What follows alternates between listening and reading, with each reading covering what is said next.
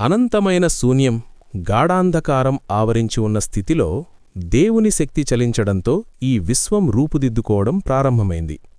ఆదికాండం మొదటి అధ్యాయాల్లో మనం చూసేది ఒక అద్భుతమైన నిర్మాణక్రమం. దేవుడు తన మాట ద్వారా వెలుగును, ఆకాశాన్ని, భూమిని, సముద్రాలను సృష్టించి ఈ ప్రకృతిని జీవరాశితో నింపారు.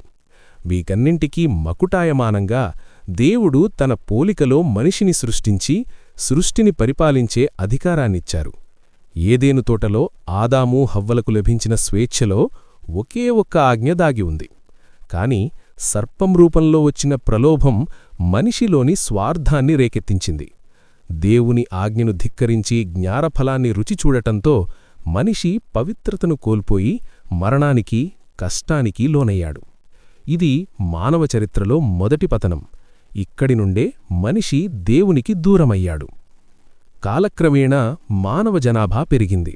కాని వారితో పాటే పాపం కూడా విస్తరించింది. కయీను తన తమ్ముడైన హేబెలును చంపడం ద్వారా భూమిపై మొదటి హత్య జరిగింది. మనుషుల హృదయాలలోని ఆలోచనలు చెడుగా మారడంతో దేవుడు భూమిని ప్రక్షాళన చెయ్యాలని నిర్ణయించుకున్నారు. ఆ సమయంలో నీతిమంతుడైన నోవహుకు దేవుడు ఒక భారీ ఓడను నిర్మించమని ఆజ్ఞాపించారు.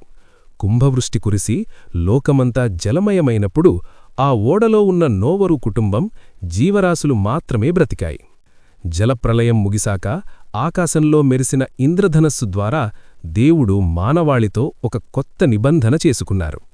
అయితే మనుష్యులు మళ్లీ గర్వంతో దేవునికి సాటిగా బాబెలు గోపురాన్ని నిర్మించబోగా దేవుడు వారి భాషలను తారుమారుచేసి వారిని భూమి అంతటా చల్లాచెదురుచేశారు.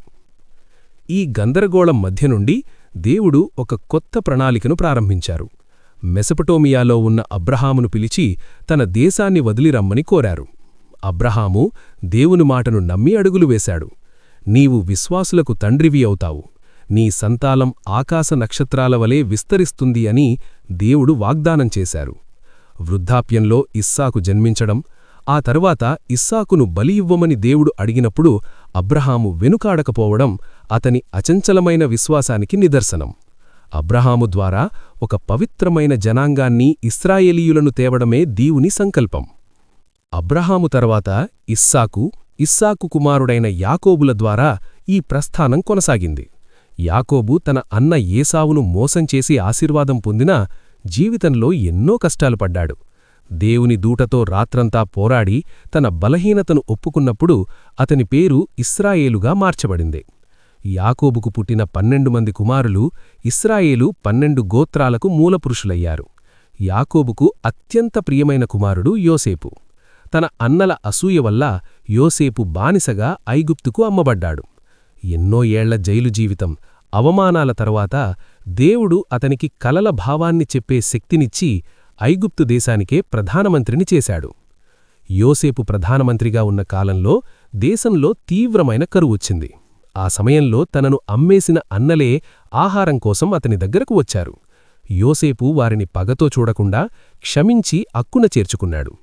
మీరు నాకు కీడు చెయ్యాలనుకున్నారు, కాని దేవుడు దానిని మేలుగా మార్చాడు అన్న అతని మాటలు ఆదికాండం యొక్క పరమార్థాన్ని చాటిచెబుతాయి. తన తండ్రి యాకోబును, తన కుటుంబం మొత్తాన్ని ఐగుప్తుకు పిలిపించుకోవడంతో ఆ జనాంగం అక్కడ సురక్షితంగా స్థిరపడింది.